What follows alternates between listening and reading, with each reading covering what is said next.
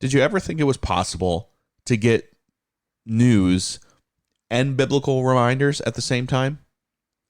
Yeah, I didn't either until I discovered the Pour Over, their newsletter and their podcast that comes out every Monday, Wednesday, Friday. It is exactly that. The top news stories of the day without partisan politics involved. It's just the top headlines paired with brief biblical reminders to stay focused on God. It is awesome. It is short and sweet, only about 6-7 minutes. And you can pair that with the Verse podcast, and I'll tell you, that's an amazing way to start your day. It is not liberal. It is not conservative. It is not news and theological and Christian news. It is just the top news stories of the day. It is just biblical reminders to help you stay focused on God. Check out the Pour Over podcast. It's absolutely free. You can get to it easily right now by clicking the link in the show notes. A Brighter Media Group original. What's up, guys? It's John. We got a special podcast for you today. I mean, just like every day. I think they're all special. But we're talking about how to respond to evil. This is the Versed podcast, a daily pursuit to become more perceptive to what the Bible says. And today we're reading Psalm 141.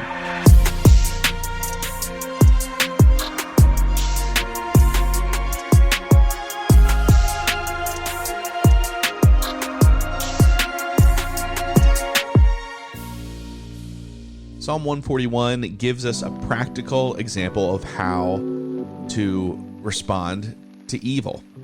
Something we can follow, something we can put into practice. It's a psalm of dealing with liars, manipulators, and schemers on the outside, but also our own hearts that do the same thing to us. It's incredibly practical for today. We have very real enemies plotting against us. Yes, we do.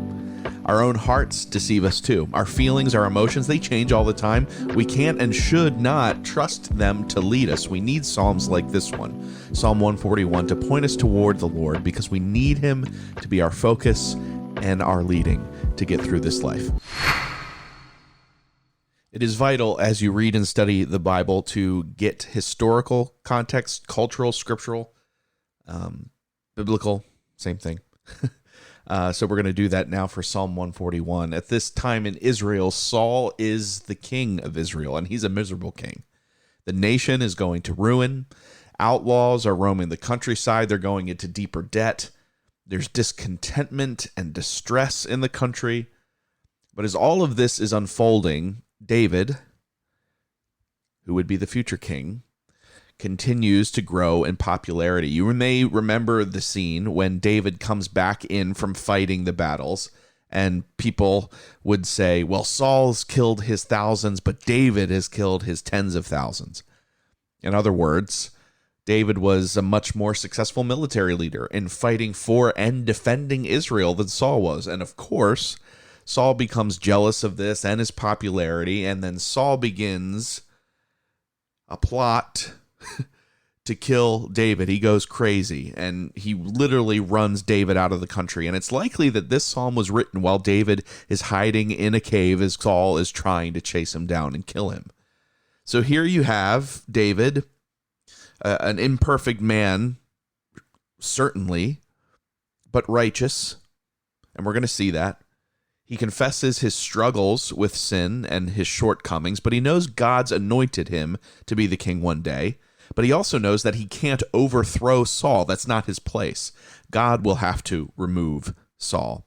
So here, he's trying to honor Saul, be loyal to Saul, but Saul is trying to kill him, and he's hiding in a cave, and it very well could be that this is the exact setting where he writes this psalm. So with that context, let's prepare to read the psalm together. Psalm 141.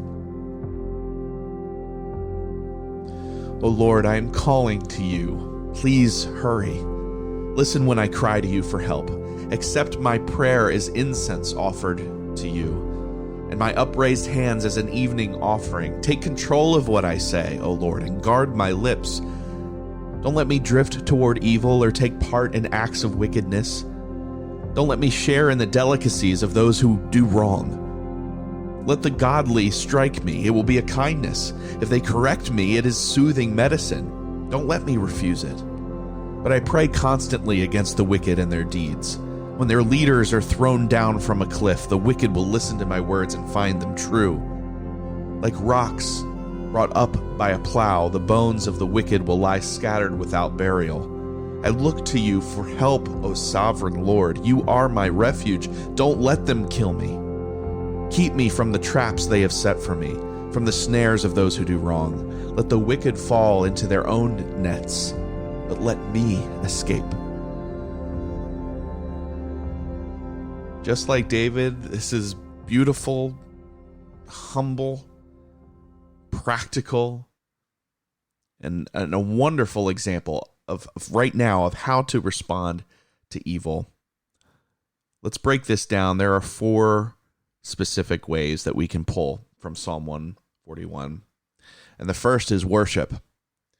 You notice that while David is clearly in distress, his humble to God was not a plea for help at first. It was an act of worship. He describes his prayer in terms that were priestly terms, incense and offering. The second part of this is this posture of understanding your own sinfulness. Again, we're looking at how we can respond to evil. It seems from reading this that David was more concerned about the evil inside of him than the evil from others. One of the things that can happen to us, especially in a world that distorts the truth all the time, is that we can start to play the same game. We can start to lie all the time to advance our own causes, whatever those are. And if we think that our cause is right, we will justify our own lying and slandering and manipulation to push it forward. If you're a follower of Jesus, you can't do the things the same way the world does.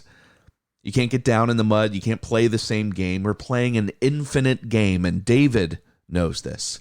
He's not playing in the game to do evil, but trusting God, and he prays for this. The third way David is responding to evil that we can learn from today in Psalm 141 is that David welcomes correction.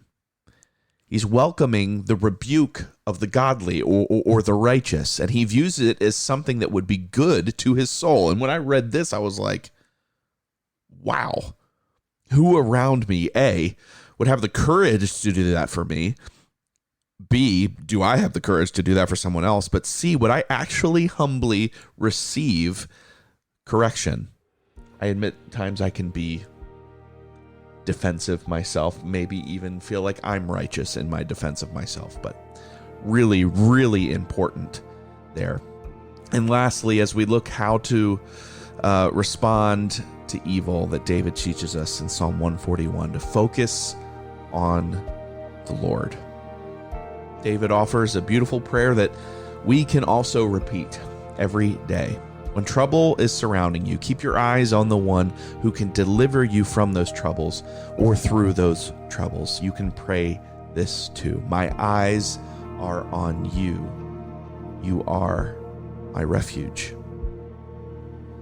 Maybe you find yourself in a similar spot to David, maybe not, being chased down and someone trying to murder you, but you've got people that you're facing. You're facing evil. You're facing manipulators. You're facing schemers. You're facing liars. You're struggling with this in your own heart. We are all fighting back evil every day in different areas of our lives. Reflect on today's psalm. Reflect on how to respond to that. Maybe you can rewind and listen to this again, but take the time now to reflect on that, to pray, to meditate, whatever you'd like to do. This is your time with God, and I encourage you to take it. So we'll do that and then come back on the other side.